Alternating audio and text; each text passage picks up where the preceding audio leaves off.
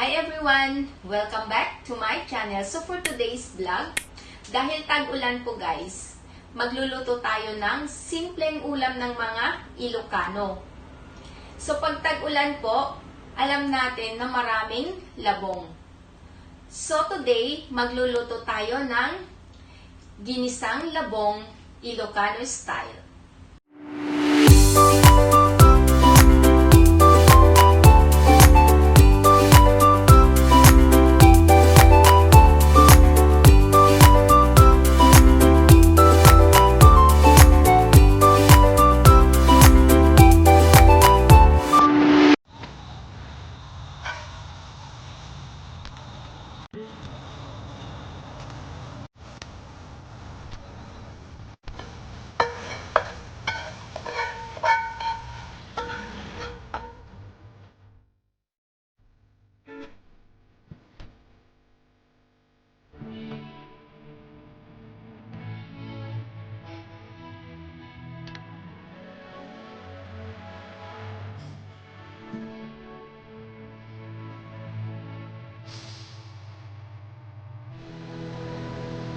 In a wok, maglagay po tayo ng konting mantika.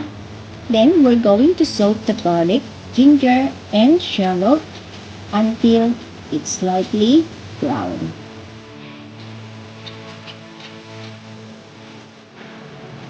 Pag slightly brown na po ang garlic, ginger, and shallot, ilalagay na natin ngayon ang ating labong.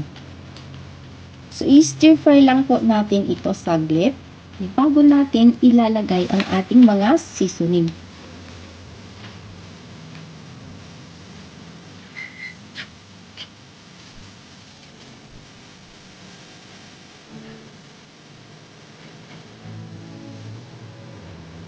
Then, add in the black pepper, the fish sauce, and the vinegar. And then, mix it well. Then, we're going to stir fry this hanggang sa maluto or magiging slightly brown. Or, pag gusto niyo po, mas masarap at mas mabango po ang apoy kung medyo may burn konti sa baba ang ating labong.